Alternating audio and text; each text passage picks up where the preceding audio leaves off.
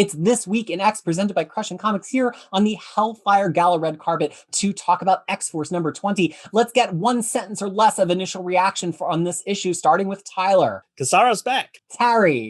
Great art and a big development with Beast got me way more interested in this than I thought I ever would be. Fariha. Beast is becoming the great villain, has me all anger. I would be happy just reading the Quentin Quire pages of this comic book. All right, folks, get ready. We are going to go deep on X-Force number 20.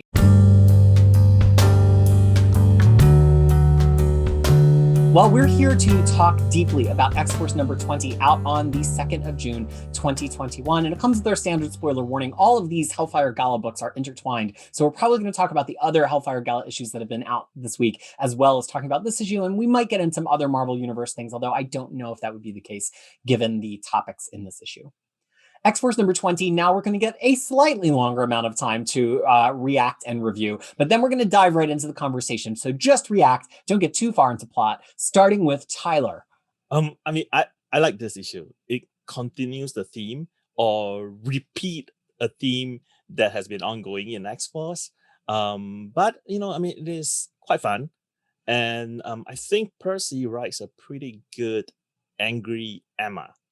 3.75 smirk out of 5.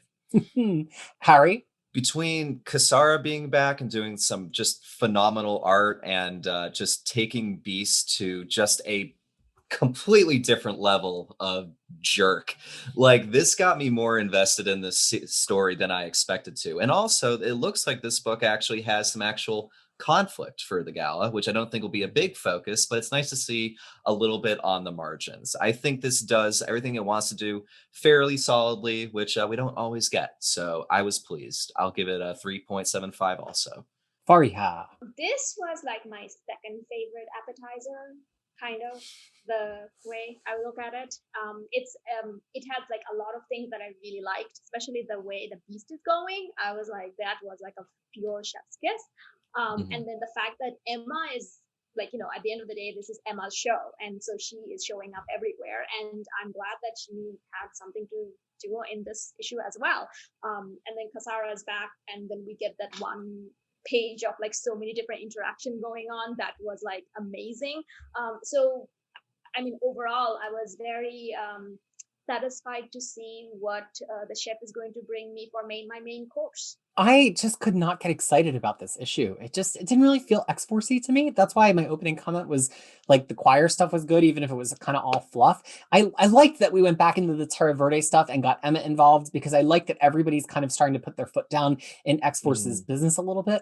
But like the Shi'ar Logic Diamonds thing kind of felt like it was more of a Marauders plot. Is it going to play out in X-Force here? And then the Deadpool stuff, it's like, who cares? Like, I actually really like Deadpool, but like, just let that happen in Wolverine. I don't think we needed like a whole tee up to the fight here. So I really left just thinking like, it feels like there's so much more to X-Force. There's so much more to these characters. And it just didn't really feel like Percy had anything to say about the Hellfire Gala. And he kind of took like a bye week, which is a shame, because when you have Kasara on art, who's a valuable resource and does draw this really well, like do something. I'm kind of getting to be a little bit over Benjamin Percy's take on Krakoa and things that matter at Krakoa. And it's hard for me to separate that from my reaction to the book. I just don't know if I'm interested.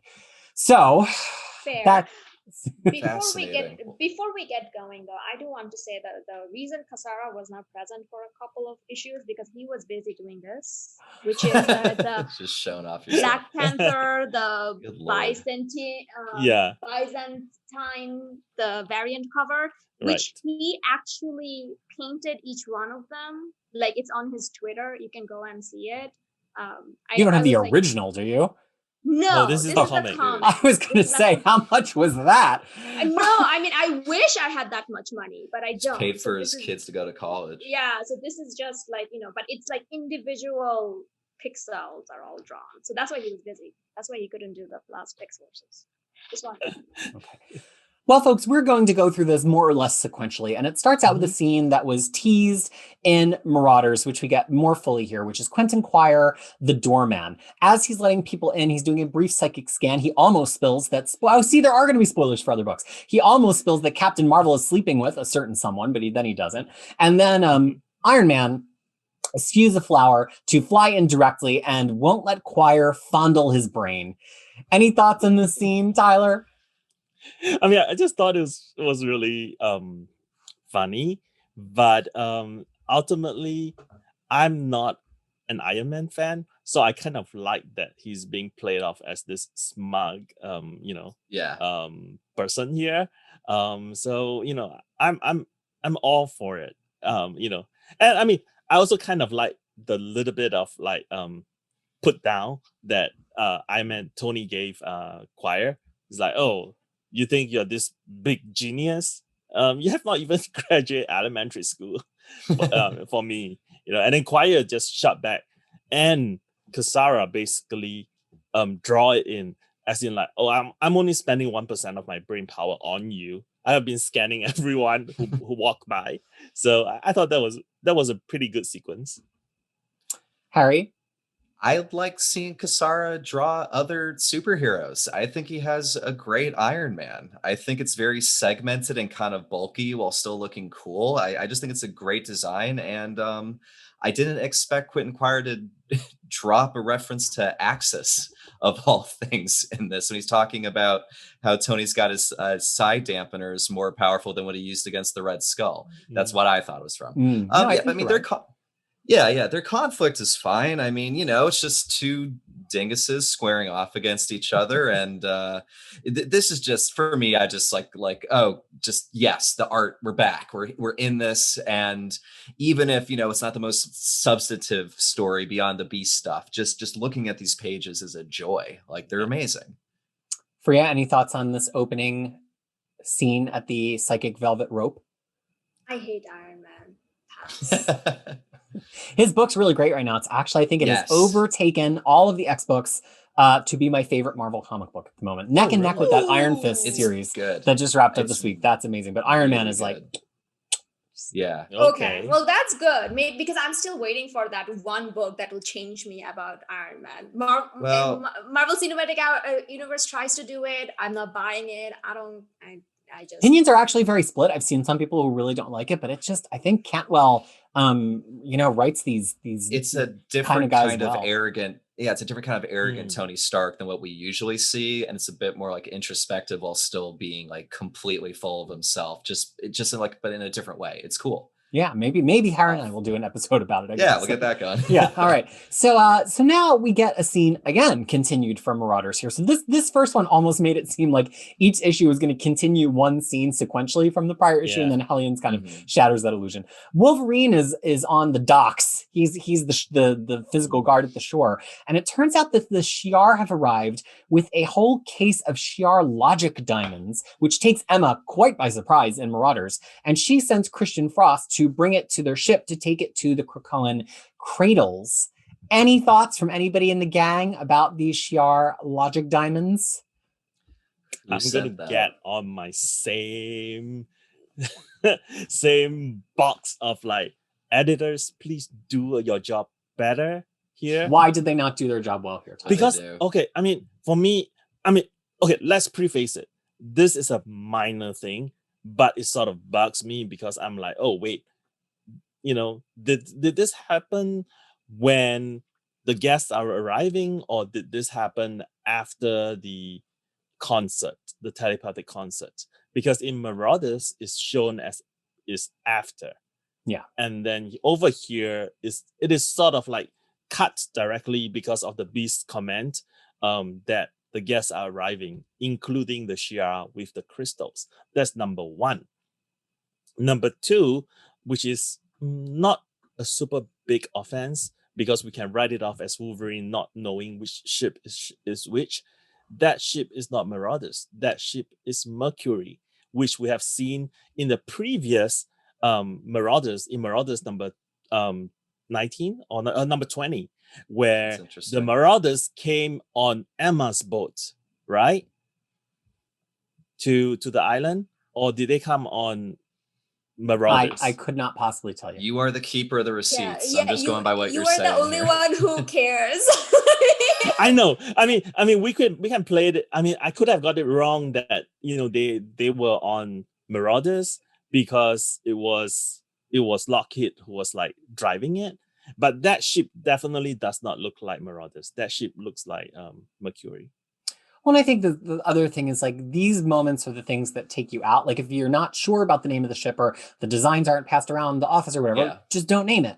Like Yeah, and don't name it. and if you're Yeah. gonna do time box captions, because this is explicitly said to start at 7:40, and to Tyler's point, it transitions directly from Sage and Beast being like, let Tony in, to them passing to Wolverine who's at the dock in the same page. So you don't get any moment to feel like time has passed. But in Marauders, a lot of time has passed between those two scenes. And they probably are like at least 30 minutes away. So it's just like, if you're going to do that, maybe don't put the explicit time on the page. It's just these little things. Yeah. It's not that it makes a comic book bad, but when you're like head into the book, fully immersed in the book, these are those little moments that make you kind of trip and It just fall out. takes you out. It's like when you're falling Yeah. asleep and you're like almost having a dream and your brain is like taking over the narrative a little, and then you hear something in your room or your cat nudges you or something and you're like, oh, I was almost dreaming. It's kind of like that, you know? Well, the time boxes just feel like something, just including them, that just invites just opportunities for things to go wrong. Like, Yeah. I just feel like you could have just not done it. Yeah, I mean, you know, Logic Crystals, I'm sorry to go back to the art, but when they're delivering the Logic Crystals, I just love that Cassara includes a little pelican on the dock. That's just like the extra thing that shows that he cares in like one little panel. And I love it. I always think like, just how do love it. artists think of that? How do they like look at the page Yeah. and they're like, well, I drew the dock and I drew the boat and I drew the Logic Crystals and then they're like, Mhm. but it needs a pelican. That's that artist brain that I don't have. Where's the pelican? Where's the pelican? So one thing I wanted to bring up about this, because in Marauders, Emma didn't know about this transaction because No. this one sheer person came out to be like, hey, we brought this, and it's like, oh, go Yeah. figure it out. But the thing is, like, didn't that sheer person said that Emma requested it? And He Emma did. didn't Yes. Yeah, did. so that who sent to it? me, yeah, exactly. So who requested it? Something's Christian. going on. No, but okay, why? I don't think so. That doesn't because matter. because my theory, I mean not theory, but my read is that Christian is basically betraying Emma Okay. because So he I was think it's involved more- in taking out Kate. So I think he might be working with Sebastian. That was Shaw. my whole point about the whole black and white thing for both Christian and Shaw. Like they're both kind of working for the other Yeah, party. Shinobi Shaw is kind of working for Emma, and then I think Christian is kind of working for Shaw. Yeah. So the question is, what is Logic Crystal? What on earth is this? I think, I mean, correct me if I'm wrong, Peter, Harry, or the internet. I believe this is Got to be something- careful when you ask the internet to correct you. Yeah. Yeah, exactly. I mean, I believe this is a concept that was created by that is thought up by Hickman to do the, so basically the cerebral has to store the memory somewhere, and they sort of make use of these logic crystals as memories. Oh, right. Yeah, don't So- take those. They could be tampered. So Well, in it goes back to the Forge scene in, I think, Powers of X4, where Forge is wearing the wrong costume and they admitted it Yeah. later, editorial mistakes, that Forge is like, it would take a lot of memory, and Xavier's like, what if I had Shiar memory Yeah. crystals? Yeah. so in that case, because I'm glad you brought that up, because to that point I was thinking, is it Mystique who ordered them? Because This feels- Emma As didn't. Emma. Yeah, because it's like you ordered it. So who is one person who can be Emma? And then it's like, so did Mystique order this? And then Mystic is now Christian and delivering it to Sinister so that he can. Oh, Exactly. I mean, that's what I'm saying. Like, because that's what I'm just saying, that it's just like, Mystique is just there. Oh, but You know, Wolverine she's would have caught the scent. no, can't she sometimes disguise her scent? Yeah, Mm, there yeah, are times. she can also- Yeah. Yeah. Maybe this is because she has been caught before by Wolverine. Now she knows that, hey, because last time Wolverine's like, I'm just "Ah, gonna I can- stay down. I- I'm just yeah, gonna stay I- downwind. Yeah, I can smell you. It's like, so that's why. I'm sorry. I smell you. I can smell That's you. Wolverine's It's like- voice from now on. Do you know that Wolverine has a little girl voice in my head? What? I'm sorry. Expand upon anyway. this. So if Wolverine was saying, I Sorry. can smell you, what would that sound like in your head? Like, I can smell you. what I did wasn't very nice. You're going to give Percy an aneurysm when he hears that. Well, here's the thing. I really in my since I heard Richard Armitage as Wolverine in the podcast by Percy, that has become my voice, just the way Kevin Conroy is Batman voice forever. But Cool. before that, it was like, because I'm a girl, so I read in like girl voices for everyone, and then it was hilarious for Wolverine. But anyway. That's why I was thinking that it's like, because when they said that it's you ordered it, and Emma's like, I didn't order it. Like, I'm like, Mystique. Ooh. Something's up. That's Like, fishy as heck. See, I think it's that's one- why it's a red issue. Yeah, but the scene actually happened here. So I think it could be one of three things, and I think we've highlighted them, right? First, it could be psychic impersonation.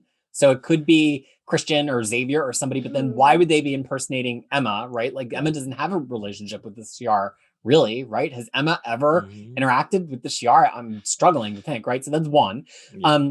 Two is it's Mystique or somebody else that can take the appearance of Emma, even temporarily clone Emma or something that appears to be Emma, Sinister. And then the third one is like, is it some kind of brand sword thing? You know, like I'm trying to think, so they don't have like straight up, they don't have an illusionist, but then there is Mastermind, but he's with Sinister. So I think the three categories is like psychics, the Sinister and or Mystique alliance, and then maybe something related to sword. Cause like, doesn't it kind of feel like one of these brand has a plan things and it's a space thing and the Shi'ar invited in, like, so it kind of just feels like it's going to be one of the three, and I'm interested to see how it turns out. But Brand is not someone who would hide that. Like, No, probably not. She's usually pretty you know, direct. She'll be like, Yeah. she'll just walk in and say that, oh, I ordered this, not Emma. Yeah, like, he should, like, she would go to, like, the Shi'ar would be like, oh, your commander, Brand ordered it. And then Emma's like, our commander?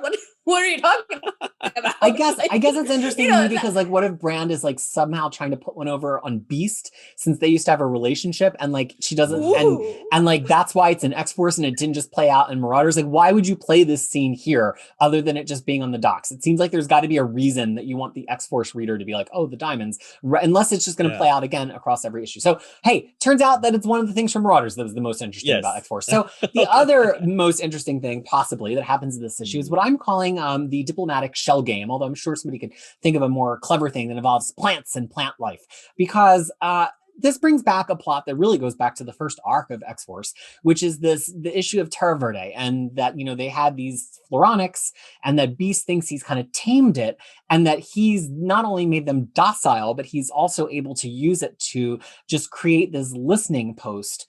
You know, Batman does it with cell phones in the movies. Beast does it with cuttings of plants, and that he's going to be able to observe what all of these ambassadors are doing. It's referred to as Beast's Banana Republic, and he gets a data page where he thinks of himself as an omniscient celestial figure, and people who mistrust him are stupid and illogical. Stupid and dumb. Stupid and dumb. I mean, to be fair, I do talk about other people that way sometimes, so I do see myself a little bit of Beast. But Fariha, what did you love Beast getting into mischief here? What did you think about this? I mean, that data page was everything, because, you know, it was like comparing himself to God. Like that's how far he has gone, you know, because, you know, I keep thinking about like, oh my God, you were getting like a massage from like a green-haired woman the other day, and now how far you have come, you know? So I was kind of thinking about that. Like, you know, it's just like he has become so powerful for his own good in his own hand, and maybe in reality too, like even with like, and then the thing is like, this does not portray Xavier in a good way either, because it's like, you told me not to tell you, and he's like, yes. And then it's like, it's just like so much going on. And then the thing is, I was like, let's do this, let's make X-Force about Beast becoming the villain that he deserves to be. I 120% agree. Like, I've been annoyed with Beast throughout this book because he's annoying, but like if they're taking it here where he's just like full dark, full bad, got his head all the way up his nether regions, like he is just totally just in his God complex mode. Like, this felt like, you know, yes, like this is a repetitive thing where Beast feels like he's in control, but this is such an escalation of this thing. This feels like a turning point, which is kind of why I like this issue. Like, yes, like it's kind of wheel spinning. It's not the deepest thing X-Force has ever done, but this is kind of like taking place in an event and pushing its big central plot forward, at least in terms of severity. And I thought it was actually pretty well done. I like am kind of in on the Beast thing now, and I wouldn't just say Yeah. that. Like, it's been annoying, but this is I mean, like it's cool. there's this this saying that Claremont kind of used over and over again, and Mhm. that is power corrupts, and absolute power corrupts absolutely. Absolutely, yeah. And this is what is happening to Beast here, because basically he has a lot of power, and you think, well, Jean removed herself from the scene, Mhm. so there's no one to stop him from doing even more, Yeah. clever stuff, if you want to put it that way. Like, because he think that he's really clever, right? And he's putting down everyone. He's putting down Domino. He is not telling Sage everything, and yeah, I mean, this is just gonna bite him back, and affects Krakoa too.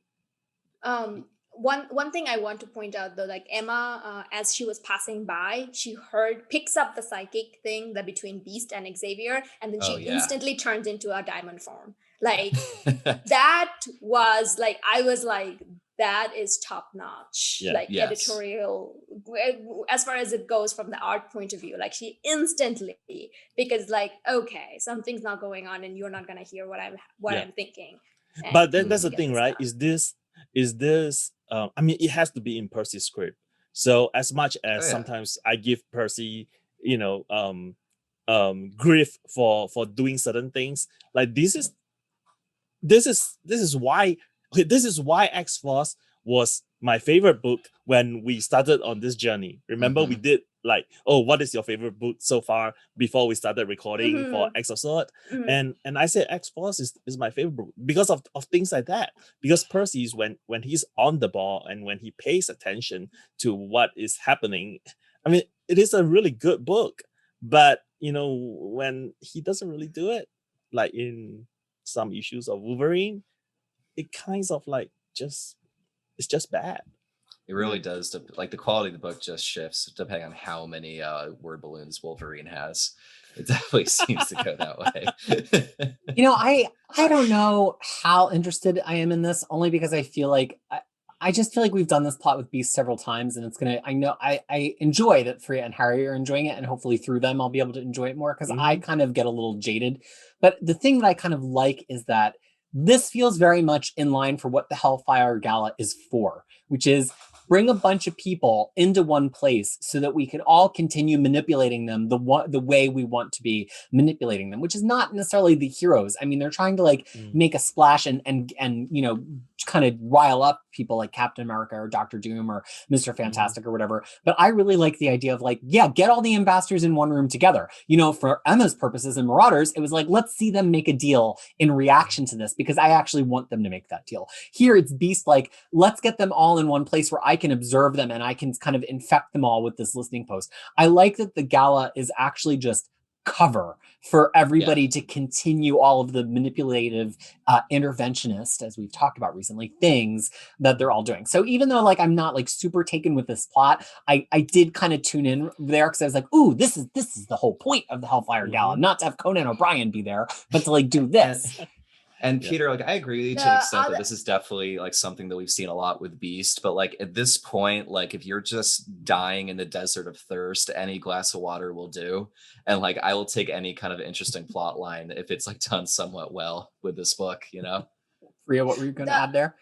No, I also wanted to add that the Beast turn for this, I think, started with his meeting with Dark Beast and his being tortured by him back in like the Utopia time when he was taken and then he was tortured. I think it was at that point something broke in him, that when he was trying to be idealistic and he was trying to be good, it didn't work. And pretty much X-Men kind of abandoned him.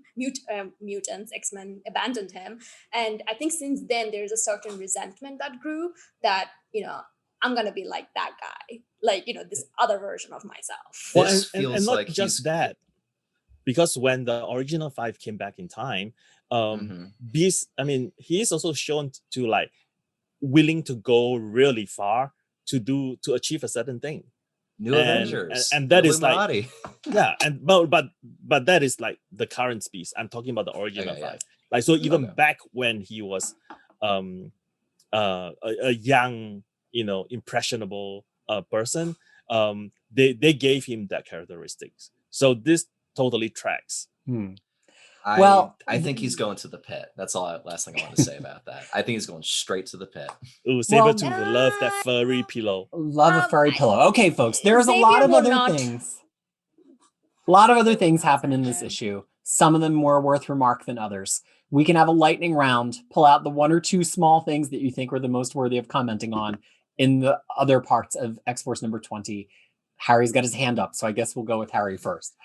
I'll be quick. I think Josh Cassara's Emma Frost reminds me a lot of Frank Quietly, kind of in its proportions and kind of design, and I think it's really good. And that was about all I had to say about that. Anyone else? Fariha, I know you have something good to say. Yeah, I have two. There was one that Storm was storming off with like lightning and everything. And if you follow Black Panther and his eye level, it's, yeah, the man was watching his ex walking away, like, Yep. you know, and he was appreciating it. It looked like that. And then You think so? it It's felt like that way. You think he's just appreciating? I think that Black Panther and Storm re- had a confrontation. Ooh. Yeah, that's what I'm saying. But Oh, then you can okay, still okay. appreciate. But it's still Oh, nice you to can see still her walk appreciate away, it. is what That's true. Faria's saying. Okay, Yeah. got it. Yeah, I you hate to know, see you you know, leave, but yeah. Yeah, it's one of those things. And he was like, I let that one go. And then there was like also a Thor muscle appreciation, you know, and we were talking about it in a week. Then when we saw the real life Thor had a Instagram post Yes. that was out there. Right? What a That great really, tie-in. That's the best Marvel Yeah. media tie-in they've ever done with the MCU. Exactly. Oh my God. Like that was something. And then also Colossus was having a dance. That was that was Yeah. very nice, you know. And Yeah, then with Kayla. yeah, and then I don't know what Doctor Strange is doing to Victor's drink. That was He's weird. refilling. He's refilling the drink. Yeah, And some Why is that open magical bar? ale.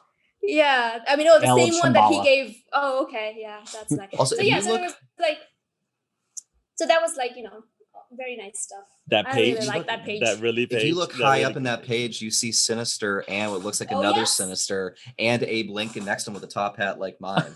It's interesting. Yeah. Exactly. Huh. There's a Abe Lincoln there. Nothing And goes then for well like for a Abe Lincoln Jesus. people when they're in the balcony. That doesn't You end Oh anything no. very happily. Tyler, anything you want to pull out from the crowd scene or anywhere else here in the issue? Well, I mean, are we going to talk about the Deadpool scene separately, or If that's what you want to talk about. No, I don't want to Alright, talk I'm about good. it, but I just laugh out loud when he said, "Oh, you're hairy and smelly," and I thought about Fariha because that's what Fariha says about Wolverine all the time. He also says, "How about you and me work up a data page about how we fit together?" You know? Yeah, Big spoon, That little was okay. spoon. That was okay. that was no that really, like, you know, I was just annoyed that I'm like, come on, Jerry Dugan had a comic this week and Deadpool wasn't in that one. Like that was my whole thing. I'm like, no, Yeah. no one else can write Deadpool now. Except for Jerry No, Dugan. no, I He agree. owns I it. mean, that scene was a little bit. I mean, that fourth wall breaking was a little bit weird for me. It just sort of Why? like, huh? I mean, it's just But sort of That's what doesn't. Deadpool does. That's his brand. Yeah. I know, but it's not. I mean, it's not in line with the feeling of the. I mean, in this book, you know Well, what I that's mean? kind of his whole deal, right? I get what you're saying, Yeah. though. Yeah. I haven't read Deadpool in a while, so it's just kind of like, all right, I don't want a lot of them, but it's nice to have him here for a little bit. Mm. But I get what you're saying, Tyler. It definitely is like, oh, right. Yeah, it's just a bit. right. It just takes me out a little bit. I mean, Sure, it's not a big sure. complaint. It's just like a little bit. You know, that's No, all I I'm think saying. that's totally fair. And he gets wrecked by Domino, which is pretty fun to And- watch. Yeah. The But what last about- thing I do what want to about say the- though is like I never want. No, Go ahead. sorry. Like, No, I'm just saying that the last thing I wanted to say though is like I never want to shake another person's hand ever again. Like, I this won't. just That's like, the end for me. I'm After not the shaking hands pandemic. anymore. this like, it's like, since the pandemic I already like stopped shaking hands, but then this like, and it's like you can get infected with like plant, and then the plant will watch me forever. No Yeah. thanks. Gross. I mean, the other thing I was just is it's just pretty minor, but you know how I can't remember whether it's you or it's Peter who's like, oh, I really hate the way Emma's second look is done with the fur and things like that. But Kasara kind of makes it work here. I did Because, notice like, that. Yeah, because the way that she has it on her elbow and the way it flows at the back with that little depression, I thought it looks really, really pretty. Yeah. I think No, he it draws did. a killer Emma Frost on this. I really, really like it. Well, we also probably can crown Kasara at this point as the king of the crowd scene. I think every time Kasara does a crowd scene, whether it's here or in the Blue Lagoon, it's just, there's so many little things. He's a good cartoonist in addition to being a great illustrator, a great sequential storyteller. He does cartooning really well, kind of on the small scale of little people just being expressive and having little bits. I think my favorite scene in this whole book is if you go to the middle and then ever so slightly to the right of that crowd scene, there's WizKid partying with Shori, which I think it's Shori. It looks like it's Shori. It has to be Shori, I think. Yeah. Yes, so, it is Shuri. It's I it's just Shuri. love that. Computer And enhance and go in there. And The other thing is, and then they're also like the same level in terms of like their technical know-how. So that and then they're also like a similar age. So I was like, that is the human mutant bridge that I want to see. Like, it was perfect. So the other thing I'll pull out is Domino gets this put down that just remember you're a field agent. And, you're not intelligence, which is, this book was sold to us at the very beginning that X-Force is going to be about the mutant CIA and the mutant FBI. It's going to be about kind of internal and external. It's going to be about internal intelligence and field, but there was going to be all these dichotomies. And I think we do sometimes lose that, or we've lost it a little bit, especially after X of Swords. But it was a really nice moment, and it kind of it brought Domino back to being a more active player with more agency here and having more of an opinion. And I just, even though we've seen her a few times since X of Swords, don't feel like she's been the player that she was before X of Swords. And of course, her beating up Deadpool is super pleasing. They've got a long history. And so I just really enjoyed that. Again, I think with a lot of these books is I just want to see them use their cast. I feel like that's part of why we like books like X Factor. We like books like Hellions, because they're like just using the cast really well. And so books like this one, Marauders, the more they actually remember that they've got all these great characters sitting around, the more fun that it gets. Well, folks, that is the end of our discussion for X-Force number 20. If you're looking for us talking about other books in the Gala, don't worry. We're going to talk about all of them. And because they all are kind of interspersed time-wise, you can kind of watch these in any order you want, because you can really read the books in any order you want, even though there is a suggested order at the back of the books. And the reason we get together to read these books together in order, or any order that we want, is why, Fariha? X-Men is better when it's read together. That's right. And so we have a great time reading it together. We have a great time reading it with you. We love hearing all of your comments, and the whole crew here does check out the comments and sometimes replies individually. So please comment, do the like and subscribe YouTube things. It helps us know that you are along with us on this journey. So on the behalf of myself, Harry, Tyler, and Fariha, until we see you again on This Week in X from Crushing Comics, we say we hope that you are well. Bye. Bye.